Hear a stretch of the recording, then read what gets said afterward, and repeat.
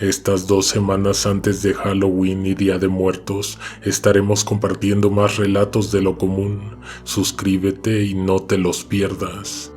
Si ya estás en un sitio cómodo, ahora sí, métete bajo las sábanas, apaga las luces, cierra los ojos, ponte tus audífonos y que venga la oscuridad. Mi esposa se ofreció a revisar y limpiar la casa que había dejado tras su muerte una de sus tías, una con la que ella no tuvo mucha relación en sus últimos años de vida, pero a quien debe mucho hasta el día de hoy. Viridiana se crió con ella, pero rompieron lazos y nunca los pudieron remendar. Ahora vive con el remordimiento de no haberla acompañado en los momentos difíciles. Creo que por eso mismo se ofreció a rescatar de entre las pertenencias la memoria de su tía. La otra opción era pagar para que tiraran todo a la basura. La tía de Viridiana murió rodeada de objetos inútiles. Se había vuelto acumuladora compulsiva. Cuando mi esposa vivió en esa casa, recuerda que la señora aún tenía un sistema de organización. En una pared de la sala apilaba periódicos, a un lado cartas, volantes, folletos, recados, avisos, cualquier pedazo de papel que llegase a sus manos. Algún día podría hacerme falta, decía siempre que se refería a alguna de las cosas que iban poblando las paredes, que poco a poco se amontonaban hasta el techo. Al principio la vivienda parecía grande, tenía bastante espacio para guardar y acumular cosas, pero poco a poco se fue reduciendo el espacio. Cuando mi esposa dejó esa casa, aún se podía caminar entre los pasillos, a pesar de que estos siempre estuvieron poblados de torres de cassettes, de vinilos rayados, de cintas usadas de máquina de escribir. Pero hubo un momento en que la señora atravesó un punto al que jamás pudo volver. Cuando nos ofrecimos a recoger las cosas, no teníamos idea de que la tía ya solo habitaba unas cuantas piezas de la casa, pues los desechos habían devorado varias recámaras y que además ella caminaba sobre una capa de 30 centímetros de acumulación. Ya no había cama, ni mesas, ni libreros a la vista. Viridiana decía que entre todas esas cosas probablemente podríamos encontrar algo valioso, pero no hay que malinterpretar. Se refería a cualquier recuerdo de la infancia, ya que definitivamente esa casa aún guardaba todo de ella. Gastamos muchas tardes y un par de fines de semana en clasificar, en revisar lo que se podría reciclar, lo que se iría a la basura y lo que probablemente nos llevaríamos a casa. Antes de que saliera a flote un pequeño tocador que mi esposa quería rescatar, encontramos unas cuantas cosas que nos parecieron inquietantes.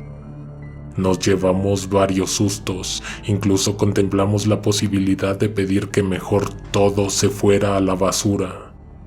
Lo que vimos en esa casa no tiene alguna conexión lógica con la clase de persona que mi esposa creía que era su tía. Hasta el día de hoy, ni yo, ni mucho menos ella, tenemos idea de cómo llegaron ciertos objetos a las pilas de basura. Todo indicaba que, en esa casa, vivía una bruja.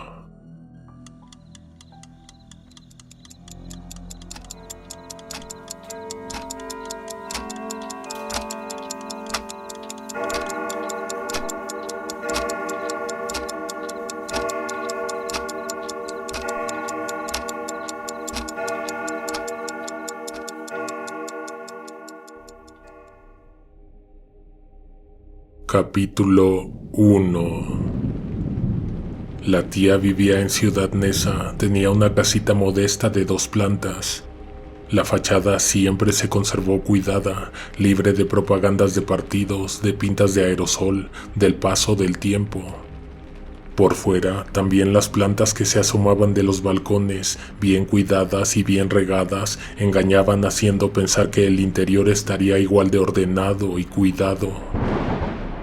¿Quién se imaginaría que una enfermera tan pulcra escondería tantos secretos al interior de su casa? Tuvimos que empezar por la alacena, que era una de las piezas que aún contaba con una puerta funcional. Solo tenía un rango de apertura de unos centímetros, apenas suficiente para que una persona pudiera entrar. Había comida en latas, en frascos, cajas de galletas, refrescos, una repisa con vasos vacíos de yogurt, de crema. La mayoría de esas cosas se irían a la basura, menos las que por su fecha de caducidad podrían ser regaladas a alguien más. Esa fue la primera pieza que desocupamos. Un día entero nos llevó a hacerlo. Fue la primera de muchas que encontramos con las paredes pintadas de negro. Eso empezó a levantarnos sospechas, pero entonces escuchamos algo que nos heló la sangre. Del piso superior venía el llanto de un niño. Eran las 8 de la noche, las personas que nos estuvieron ayudando ya se habían retirado. Únicamente nos pusimos a desarmar un par de estantes para poder subirlos a la camioneta y llevarlos a vender al día siguiente. Al primer piso no habíamos subido, pero en 6 horas de trabajo nunca escuchamos ruido alguno. Nos pareció extraño, desconcertante. No podíamos creer que hubiera un niño en esa casa. No tan confiados subimos las escaleras, sorteando toda clase de objetos que caían en cascada si se daba un mal paso. Arriba el ruido se hizo más claro, no era el llanto de un bebé. Seguro se habría metido un gato a la casa. Al salir teníamos planeado cerrar muy bien toda la propiedad, por lo que si el gato se quedaba encerrado, nos tendría que esperar toda una semana a que volviéramos a continuar con nuestra tarea. Teníamos que sacarlo. Mi esposa se adelantó, siguiendo el ruido que venía de una recámara del fondo, de un cuarto que no tenía puerta, y de tenerla, tendría que mantenerla abierta todo el tiempo por la cantidad de trapos, ropa sucia y libros que estorbaban en la entrada. Del techo colgaba un foco. Los apagadores estaban descubiertos, pues parecía ser esa la recámara de la tía. En una esquina había una especie de nido. Hasta el fondo estaba la cama de la señora, pero nosotros en ese momento no la vimos. Estaba escondida entre montones de mantas, lienzos, harapos, pero el gato no se veía por ninguna parte. Se seguía oyendo hasta que Viridiana entró a la recámara. Dio unos pasos entre montones de cajas con medicamento expirado. Lo primero que pensó es que el pobre animal podría estar sepultado entre las cosas. Caminando con cuidado, llamó al gato, removió un poco lo que había en la superficie, pero no volvimos a escuchar ruido, al menos no en esa recámara. Sin que nos diéramos cuenta, la hora se iba acercando a la medianoche y nosotros seguíamos en casa de la tía. Como aparentemente lo que nos preocupaba había desaparecido, discutimos la posibilidad de salir, cerrar y marcharnos a casa. Pero de pronto volvieron los maullidos, no de esa pieza donde todavía estábamos, sino de enfrente. Ahí no había cómo encender la luz, pero yo me di cuenta que el foco estaba flojo, por lo que solo fue necesario apretarlo para tener iluminación. Además del ruido, algo se estremecía entre las pilas de cosas. Definitivamente había algo, pero no era un gato. Empezamos a lanzar hacia el pasillo montones de folders, documentos, periódicos, cajas de cartón en pedazos. Lo que sea que había debajo de los escombros estaba desesperado por salir. Lo raro era que esa cosa parecía ser capaz de desplazarse al interior de lo acumulado, moviéndose de una esquina a otra. Hasta ese momento no teníamos miedo, a pesar de que ya habíamos visto unas cuantas cosas que nos empezaron a meter ideas en la mente. Pero entonces encontramos un saco con algo extraño dentro. Fue ahí que nos empezamos a asustar. Después de despejar un poco el centro de la habitación, comenzó a emerger una figura dentro de un saco. Un cuerpo fabricado de algún material sintético que había sido colocado sobre una silla. Abrimos la boca del saco y encontramos un muñeco. Estaba relleno de trapo. El rostro lo tenía bien dibujado, sus labios, su nariz, sus párpados cerrados. Al frente, los brazos estaban posados en el espacio entre las rodillas. El muñeco tenía las manos atadas, igual que los pies a la silla. Por el morbo que nos causaba saber qué era o de qué se trataba, terminamos rápido de desenterrarlo, pero eso sí, sin notar que lo que quitábamos de un lado nos empezó a obstruir la salida de la recámara. Parecía un emocionante misterio haber encontrado tan extraña pieza, pero el gusto solo nos duró hasta que uno de los dos sugirió que podría tratarse de un objeto usado para alguna clase de brujería. Fue entonces que recordamos que lo que habíamos estado buscando era un gato, algún animal, algo que se sacudía entre los escombros, pero por el contrario, encontramos un muñeco que la tía había escondido e inmovilizado. Dimos un trago amargo, pero no porque tuviéramos una idea certeza de qué era lo que habíamos rescatado, sino porque no sabíamos qué pasaría por desatarle los brazos.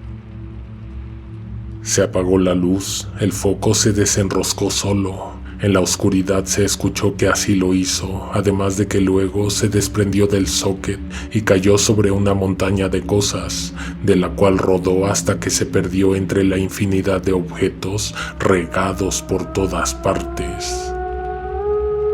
Creímos que se iba a levantar el muñeco, estábamos seguros de que algo espantoso iba a suceder. A resbalones salimos de esa pieza, empujando las nuevas pilas de cosas formadas en el corredor, haciéndonos paso hasta las escaleras y dando saltos hasta llegar a la planta baja. Un rato nos quedamos a recuperar el aliento ante la entrada. Nos preguntábamos qué era lo que habíamos visto, buscábamos las llaves para salir de la casa. La pieza que la tía usaba como alacena ya estaba bien despejada, solo teníamos que sacar los estantes que pensábamos llevarnos. Había olvidado mencionar que los olores que había en la casa eran intensos, en ciertas partes lo eran más, pero de pronto salió de algún sitio un pútrido hedor. Definitivamente olía a muerto, a carne podrida, algo en pleno estado de descomposición. Pero eso no fue todo. De pronto, varias pilas de objetos se vinieron abajo en el piso superior. Parecía que algo emergía de su escondite. A la carrera nos subimos a la camioneta luego de poner doble pasador y cerrar el portón. Todo el camino de vuelta a casa nos fuimos callados, no nos la creíamos. En un momento le pregunté a Viridiana si sabía algo, si recordaba algo de cuando vivía en esa casa. Ni ella tenía palabras para describir lo asustada y confundida que se encontraba. El sábado siguiente regresamos con ayuda. Alguien cargaría una camioneta de escombro con las cosas que decidiríamos echar a la basura. Fue una semana pesada, por lo que de alguna manera habíamos olvidado lo que nos sucedió la última vez que estuvimos ahí. Al abrir el portón, entramos. Miramos hacia la entrada de la casa que tenía unos 2 metros de separación de la puerta de la calle. A un lado, tras un cristal esmerilado, parecía haber alguien asomándose, mirándonos. ¿Sería que alguien más tenía llaves de la casa? O peor aún, ¿y si se trataba del muñeco que habíamos encontrado en una de las recámaras de la planta alta? El ayudante nos esperaba para empezar a sacar basura y escombro. Abrí la puerta con cuidado, apretando en una mano un pedazo de tubo por si había que confrontar a algún ladrón armado. Del otro lado no encontramos a nadie, pero sí vimos el momento en que aquella persona se retiró del cristal y que su silueta desapareció. Era un hecho de que se trataba de aquel muñeco, porque lo primero que hicimos fue pedirle al hombre que nos acompañaba que subiera por él. Pero ahí en la silla donde lo habíamos dejado, no quedaba nada.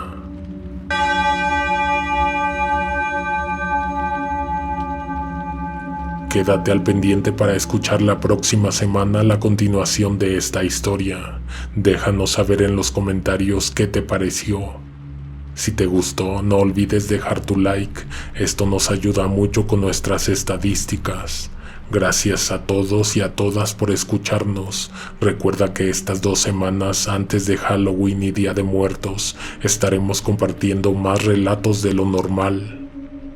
Suscríbete y no te los pierdas. Alguien te observa en la oscuridad.